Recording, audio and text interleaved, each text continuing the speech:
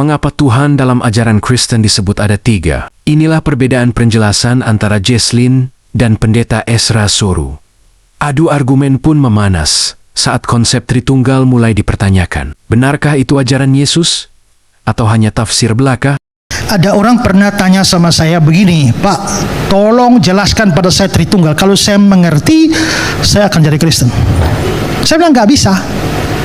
Kenapa? Karena orang hanya bisa mengerti kalau Roh Kudus mencerahkan dia. Tapi Roh Kudus baru diberikan orang kalau orangnya orang percaya. Jadi kalau dia percaya, dia akan diberikan Roh Kudus. Kalau Roh Kudus diberikan pada dia, maka pikirannya dicerahkan. Waktu dia baca kitab suci, dia mengerti. Tanpa Roh Kudus tidak bisa. Jadi kamu harus punya Roh Kudus. Baru saya jelaskan bagaimana cara kamu punya Roh Kudus. Kamu harus percaya Yesus dulu. Baru saya jelaskan. Nanti kamu mengerti. Ya kan?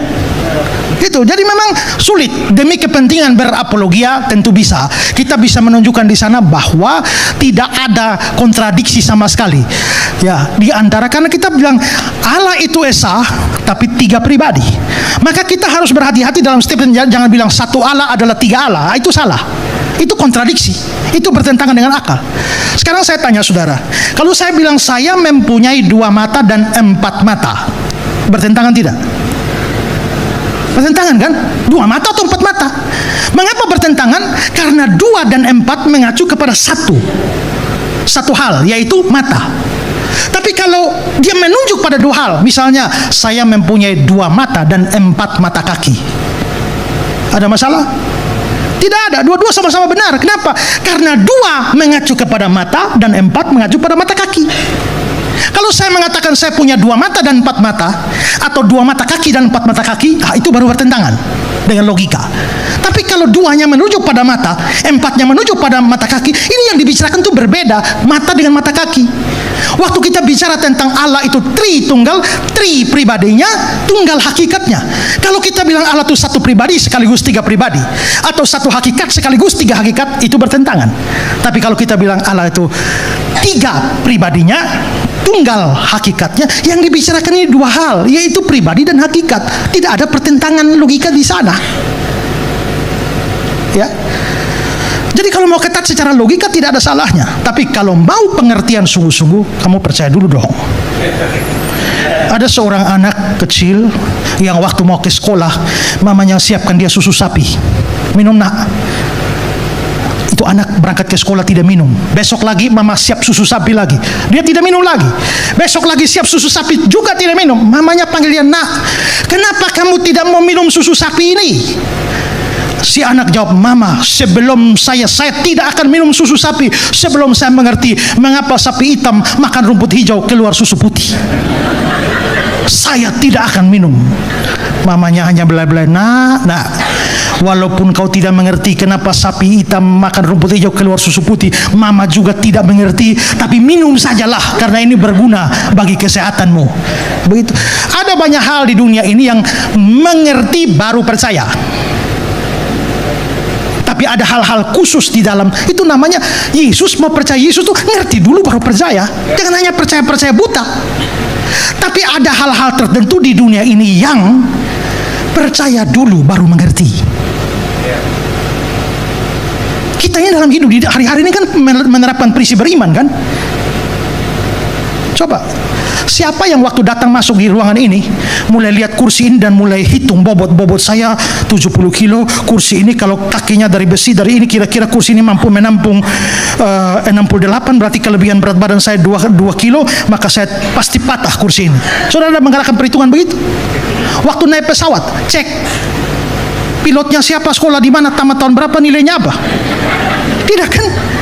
Kita naik saja dan pasrah sempurna dengan keyakinan bahwa kalau dia jadi pilot pasti pernah sekolah. Kan begitu. Berarti kita beriman. Nah, kenapa semua hal harus kita tuntut? Ada hal yang melampaui pikiran. Ya, tapi Pak, kok Tritunggal tuh kok sukar dipahami? Oh, itu wajar. Justru Allah yang sungguh-sungguh itu Allah yang sukar dipahami. Kalau Allah tuh bisa masuk di dalam otakmu, berarti otakmu lebih besar dari Allah. Maka Allah yang bisa masuk di otakmu itu sebenarnya bukan Allah yang sungguh-sungguh. Tapi Allahnya Kristen itu Tritunggal sukar dipahami, justru menunjukkan itu Allah yang sejati. Ya, itu. Oke. Dan fitnah. Nama saya Jesslyn Thea Lestari, saya sendiri adalah seorang Cindo, saya dari kota Pontianak, kelahiran Pontianak. Kenapa kita masih percaya Tuhan? Terus kenapa Tuhan kita harus ada 3? Nah, itu coba bisa dijelaskan. Nah, kenapa Tuhan kita harus ada 3? Karena penjelasan yang paling normal adalah Tuhan, bisa Allah Bapa adalah penguasa semesta langit dan bumi, betul? Kita menyembah Allah Bapa karena Allah Bapa memang pencipta langit dan bumi. Oke, fine, I can accept. Yesus Kristus, kenapa kita masih percaya Yesus Kristus sebagai bagian dari Tritunggal, tapi kesatuan yang satu? Karena Yesus Kristus telah berkorban, anak Allah. Dengar ya, anak Allah. Tadi Allah Bapa, nah ini sekarang anaknya turun ke dunia ini untuk disalibkan dan dijadikan kutuk karena dosa kita, dosa umat manusia menjadi kutuklah anak Allah ini. Dan saat anak Allah disalibkan, kutuk kita terhapuskan dan berserah dengan dosa-dosa kita karena diserap lah, istilahnya kayak diserap like magnet. Oke nggak? Oke lah, fine. Kata ajaran kasih kan? Fine, oke, fine. Sekarang kita masuk ke Roh Kudus. Roh Kudus adalah katanya roh yang yang akan menghinggapi kita ketika kita hidup di dalamnya jalan Yesus Kristus, dalam ajaran Yesus Kristus. Ketika kita percaya Yesus Kristus, akan ada Roh Kudus yang hidup bersama dengan kita. Pertanyaan saya mulai keluar. Saya udah mulai nggak terima nih. Kayak gini. Jadi kalau roh saya keluarin, terus masukin Roh Kudus, bisa hidup nggak? Kan sama-sama roh, saya roh manusia, saya ngaku saya manusia nama Jesslyn. Nah coba nih saya di stop jantungnya, terus dibilang saya kan percaya dengan Yesus, saya percaya, saya ini, dan saya yakin 100%. Coba hentikan jantung saya, replace Roh Kudus aja di dalamnya, bisa nggak? Nah kalau nggak bisa, kenapa kita harus punya Roh Kudus? Emang roh kita nggak cukup? Terus pertanyaan saya, bagaimana jutaan orang di dunia ini yang lain yang nggak punya Roh Kudus? I see they live it fine. Mereka baik kok. They did a good things. I see it by my own eyes. Mereka berdoa dan bersabda setiap saat. Berarti apa penjelasan Roh Kudus? Roh yang menyertai kita. Dan kedua, gimana cara saya validasi? Ini Roh Kudus atau roh setan? Sama-sama roh kan? Yeah. Yang masuk ke tubuh saya. Misalnya dibilang, oh saya bisa melihat pandangan Roh Kudus masuk. Oke, apa yang dilihat? Mungkin angin ya, mungkin sosok, mungkin bayangan, mungkin something lah yang spiritual masuk ke saya. Emang dalam saya bisa ada pengecekan gitu, kayak pengecekan kakak, soalnya Roh Kudus nomor kakaknya berapa, ini bener gak ini? Kan gak ada kan? Jadi apa yang kita undang gitu loh, because it's dangerous. Karena saya ada belajar filosofi lain, how to summon demon atau something ya. Itu tuh when you believe, when you summon, dan ketika kamu put all of your faith into it, barang yang gak nyata pun bisa nyata dan bisa masuk.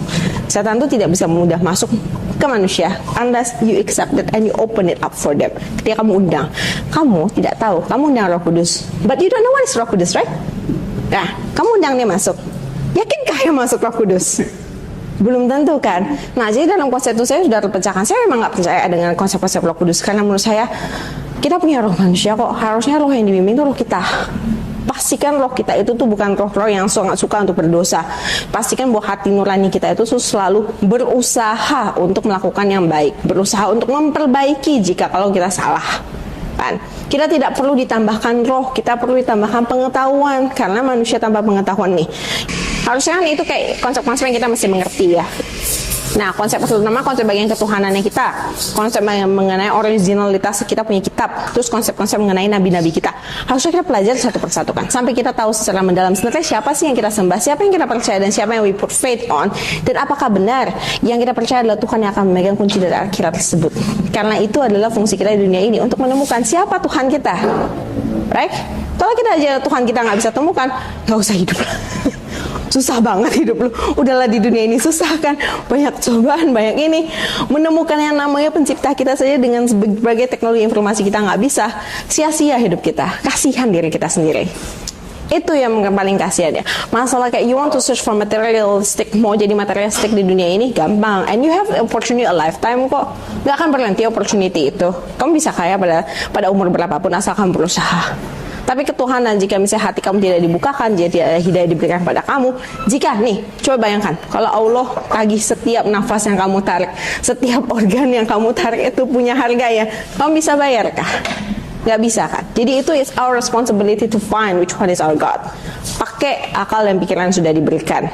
Nah, dari akal pikiran sudah diberikan itu ada statement-statement dari agama saya sebelumnya itu untuk seperti di pause gitu, di blockade. Jadi seperti ada blockade di mana you must follow. We are not angels. We are not angels and you're not God gitu loh. See the comparison ya. Kalau angels and God, yes. Angels tidak punya pilihan lain selain obey. Kita tuh human. Human yang diberikan pikiran, kemampuan pikiran kita dan hati. Dua hal itu haruslah dipergunakan agar kita menjadi manusia yang sempurna di mata Allah, betul? Nah, kan kita bukan angels, kita nggak harus obey. It's okay to ask question because we have mind, right? It's okay to analyze things karena memang harus segala sesuatu itu masih dipikirkan supaya hal itu benar-benar membuahkan hal yang positif. Dan jangan sampai misalnya ada bahaya, kalau kamu tidak pikirkan, kamu tidak akan mendapatkan warning signs-nya. Itu yang harusnya kita dapat di hidup ini. Supaya, kenapa? Dengan melakukan hal itu saja, hidupmu akan lebih mudah gitu loh. Kita tidak akan mudah terjumus dengan masalah-masalah berhubungan duniawi. Itu secara duniawi ya. Apalagi secara akhiratnya. Secara akhiratnya, we have to believe bahwa Allah itu sudah menetapkan jalan hidup kita seperti apa. Itu yang mesti kita percaya dulu. Nah, in order for us untuk bisa percaya itu, kamu mesti tahu Allahmu yang mana. Mana Tuhanmu dulu. Kalau Tuhanmu semuanya aja kamu cap cip. Mau gimana jalan hidupmu bisa benar? Mau satu orang punya 5 gitu jalan hidupnya, nggak mungkin kan. Nah, itu yang harus we find as a human being gitu loh. Jadi kenapa I question my previous religion which is a Christian? Karena jawaban-jawabannya tidak terjawab. Jawaban-jawaban yang harusnya diberikan, pedoman-pedoman dari agama yang karena kalau dibilang, aduh kamu kurang belajar nih, kamu langsung mendikte kami. Kenapa dulu saya tidak dijelaskan? Kenapa hal-hal seperti kristologi 101 gitu tidak diberikan kepada kita? Berikanlah salah atau benar informasi yang negatif atau positif nanti impact-nya ke kita. Yang penting kita tahu supaya kita tuh melatih bibit-bibit manusia yang bisa berpikir. Bukan melatih donkey gitu loh, bukan melatih kedelai gitu hanya untuk mengikuti. Kita tuh harus bisa berpikir. Karena itulah yang membuat manusia itu sempurna. Apapun yang meneglect our right to learn, itu berarti sudah meneglect our right to live sebagai hak asasi manusia. Sebenarnya itu sudah melanggar. Jadi itu saja base-nya. Dan itu yang saya paling mendapatkan dalam Islam, karena semua barang di Islam itu bisa dipikirkan, ada logikanya, ada dalilnya. Even when we don't like it, ketika hal itu berat dilakukan atau kita tidak suka. Tapi ada penjelasannya, kita bisa terima, oh ya benar ya, emang begini. Susah sih, tapi ya benar. Gak bisa kita sanggah. Paling cuma hati kita gak ngeluh doang. Nah itu loh yang mesti diajar agama. Gimana caranya berpedoman hidup sampai yang benar, gimana supaya hidup kita itu, supaya akhirat kita minimum kita bisa menjamin. Kalau dunia kita nggak ada yang bisa menjamin, kita semua kan bukan peramal ya, tapi kita bisa hidup di jalan yang lebih benar. Dan dengan kalau misalnya kita percaya dengan Allah, yakinlah jalannya akan jauh lebih mudah dan jauh lebih dihindarkan dari bahaya-bahaya, karena itu our makers gitu. Kita nggak perlu terlalu berpersepsi, oh besok masih gimana. Kalau baik-baik persepsi gitu, nggak usah peluk agama, jadi ateis saja, enak. Persepsi itu semuanya, benar-benar kita plan out dengan itu, gak usah pegang agama. Kalau mau pegang agama, biarkan jalan sesuai dengan jalannya Allah. Begitu persepsi saya. Tritunggal, misteri iman, atau kekacauan logika? Pendeta Esra Soru telah menjelaskan. Jesslyn telah membantah. Sekarang saatnya Anda yang menilai. Masuk akalkah Tuhan 3 dalam 1? Tulis opini Anda di komentar dan sebarkan video ini untuk membuka lebih banyak wawasan.